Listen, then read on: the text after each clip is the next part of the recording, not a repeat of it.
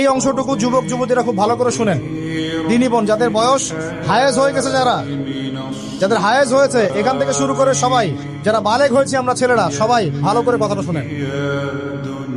বাংলাদেশে পিছন থেকে একটা নতুন সমস্যা রাইজ করতেছে। সমস্যাটা হচ্ছে, এমনিতেই আমাদের ছেলে মেয়েদের মধ্যে হারাম সম্পর্ক ছিল।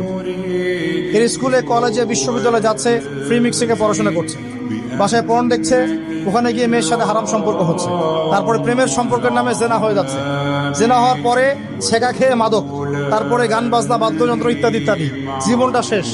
এদিকে ওই ব্যভিচারী মেয়েরা কারো কারো ঘরে যাচ্ছে, তারা আমাকে বলতে দেন, ব্যভিচারী মেয়েরা কারো কারো ঘরে যাচ্ছে, ওদেরকে নিয়ে আপনারা আবার সংসার করতেছে। এই হচ্ছে না সিচুয়েশন। একজনের 5টা গার্লফ্রেন্ড, একজনের 4টা গার্লফ্রেন্ড, আরেকজনের 3টা বয়ফ্রেন্ড, 4টা বয়ফ্রেন্ড। এই ধাপগুলো পার হয়ে হয়ে এরা সংসারের জীবনে আসতেছে যখন বয়স হয়ে যাচ্ছে 25-30। সমস্যা কিন্তু এটা ম্যাক্সিমাম সবার ক্ষেত্রে হচ্ছে বলবো না, অনেক একটা বড় অংশ এই সমস্যা ফেস করতেছে। এর মধ্যে এই ফ্রি মিক্সিং এর মধ্যে শুরু হয়েছে নতুন একটা জিনিস, যে ভালোবাসার আবার লিঙ্গ কি, ভালোবাসার আবার এখানেই শুরু হয়েছে ছেলে ছেলে জেনা করা, মেয়ে মেয়ে জেনা করা, ছেলে ছেলে জেনা করা, আর কি বললাম বলেন, মেয়ে মেয়ে জেনা করা। নাউজুবিল্লাহ। এটা কমে লুত, এর শাস্তি আসবে যদি আমরা তওবা করে ফিরে না আসি। এর উপরে এখন শুরু হয়েছে ভালোবাসার আবার ধর্ম কি, ভালোবাসার আবার, আমার সাথে বলেন কি বললাম, ভালোবাসার আবার, এদিকে মনোযোগ দেন, ভালোবাসার আবার কি, ভালোবাসার আবার কি। এই কথাটা, এই স্লোগানটা দিয়ে কি করা হচ্ছে আপনারা শুনেন। অমুসলিম ছেলে মুসলিম মেয়ের সাথে প্রেম করতেছে, অমুসলিম ছেলে মুসলিম মেয়ের সাথে প্রেম করতেছে, বলতেছে ভালোবাসার আবার ধর্ম কি। তুমি আমি একে অপরকে মহব্বত করি, ভালোবাসি, এর মধ্যে ধর্ম আসবে কেন?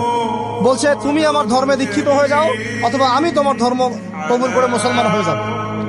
এই মিথ্যা কথাগুলো প্রলোভন দিয়ে এখানে ওখানে পার্কে নিয়ে গিয়ে চটপটি ফুচকা খাওয়ায়, কফি শপে নিয়ে গিয়ে এভাবে আস্তে আস্তে আস্তে আস্তে মেয়েদেরকে লাইনে নিয়ে আসতেছে। আনার পরে শোনেন, কথা আগে শুনেন, বুঝেন। আপনি ঠিক বললেও ঠিক, এটা না বললেও ঠিক, চলতেছে, এটাই সমাজ। এখন কথা হচ্ছে, আমরা যদি আমাদের বোনদের ইজ্জতকে বাঁচাইতে চাই, এই বিষয়টা সম্পর্কে সচেতন থাকতে হবে। মেয়েদেরকে ফুসলিয়ে ফাসলিয়ে এভাবে প্রেমের জালে ফেলে শেষমেশ বেডে নিয়ে গিয়ে ধর্ষণ বা গণধর্ষণ করে মেয়ের ওই ওভারির মধ্যে ওদের বীর্যপাত করে দিয়ে ওই ছেলেটার কোনো খবর পাওয়া যায় না, লাপাত্তা হয়ে যায়। কোনো কোনো ক্ষেত্রে টাকার বিনিময়ে মেয়েদেরকে পাচার করারও অভিযোগ পাওয়া গেছে। এবং এই কাজটার নাম তারা সংঘবদ্ধভাবে দিয়েছে, এর নাম নাকি